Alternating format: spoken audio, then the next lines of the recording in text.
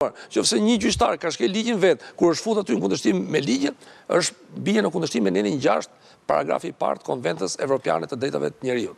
Dhe kushtet e zgjedhshmërisë do shikohen, janë respektuar neni 28 i ligjit për sistemin gjyqësor që një pikësh duhet të jesh i dënuar penalisht. Pra janë fakte që do çmohen në tërësi, përveç çështjes penale.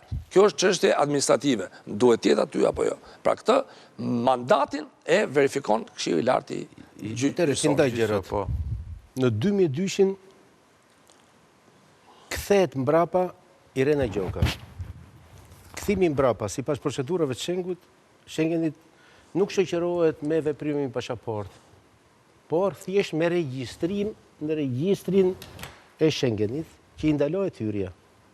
Njëkohësisht kjo lajmëron dhe prokurorin. E vetmja gjë që di në 2002 Irena Gjoka është që është kthyer mbrapa.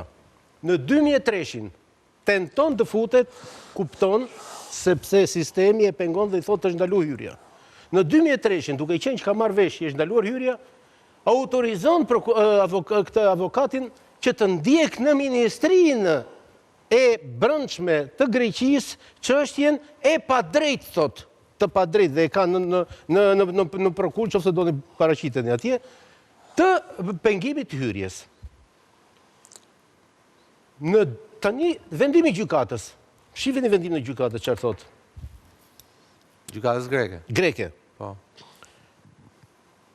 Më pas, kryesuesja lexoi Savion proces verbal i sekuestrimit të datës 12/3/2004. Nuk e di çfarë sekuestruan 2004-ën. Vepra penale është bërë 2002-shin. Se që sekuestruar 2004-ën, kur kësaj është ndaluar të futet që në 2003-shin në Greqi. Vazhdojmë tutje.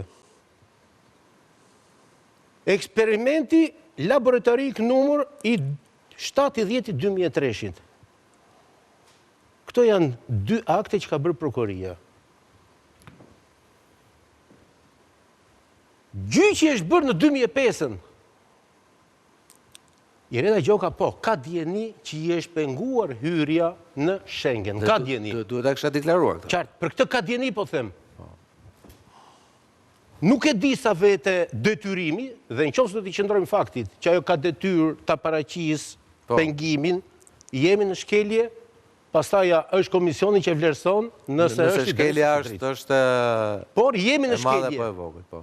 Kur vjen puna tek vepra penale tashmë, se jemi në vepra penale, ku është në aksion prokurori, qoftë prokurori, dhe në këto dosje që është paraqitur, në këtë material që është paraqitur, që ka paraqitur dhe Berisha, nuk flet në asnjë vend që është marrë në pyetje ose është njoftuar. Jo, thuhet që është dënuar mungesë. Gjithkohës është mungesë. Po jo, po thuhet që është dënim mungesë.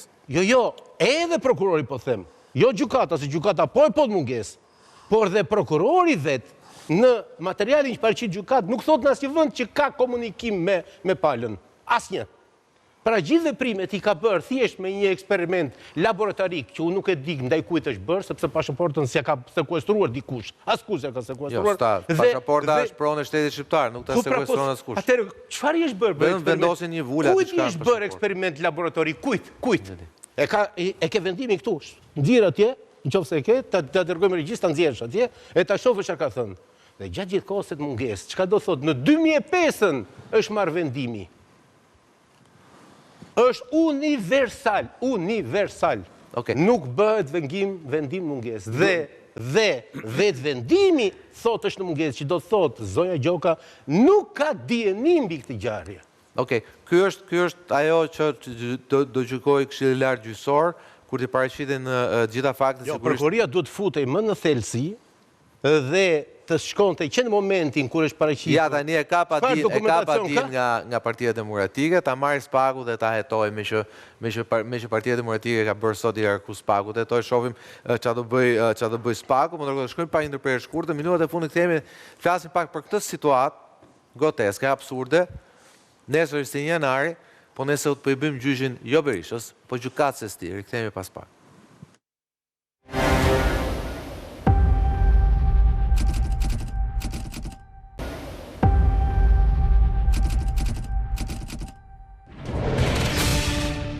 Rikthehemi në këto minutat fundit. Frok, nërkohë, flasim pak nëse mund të një kontekst pak më të gjerë, gjithë situatës, se sot kemi gjykatësit e ri të drejtësisë reja, cilët unioni tyre ka dërguar temi qeverinë kushtetuese. Pas me datë 22 mos gabojnë kushtetuese kemi çështën e Padis Ramës, se edhe aty ankohet se aty po i marrin tjetër kompetencë, atë të bërës qeverisë. Nesër kemi 21 janarin, të shohim atë paradën Gjëzulla për të fjallën e shpifur me trëndafilat kuq kinez të bordura, nërko pas 15 vitesh drejtësi nuk kemi.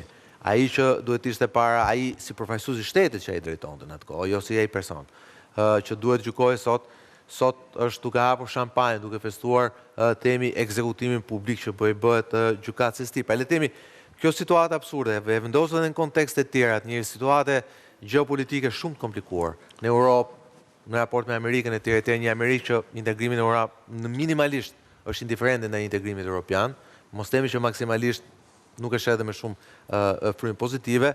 Kjo pastaj na krijon këtë situatën absurde sot ku ne mendojmë që po ecim drejt një progresi caktuar dhe si puna të filmit me kartonat Koyotos që duke sikur ecim në ajër, xhirojmë në ajër dhe do bim poshtë. Pra duke sikur gjithçka është kthyer po kthehet mbrapsht. Është vërtet kjo... Ndoshta nuk du t'jem pesimist, po... Jo, është fjala për realizëm, se po ndodh, kështu po ndodh. Dhe për t'i vënë emrin... Dhe nuk kam frikë që nuk do jetë Irena Gjoka e fundit, nuk do jetë rasti Irena Gjokës i fundit. Kam frikë. Shumë e thjeshtë dhe ne njohim nga gjithë historia botërore e ngjarjeve më tragjike se sa po i ndodh në Shqipëri, ose kjo është një ngjarje tragjike vërtet. Dhe po e merr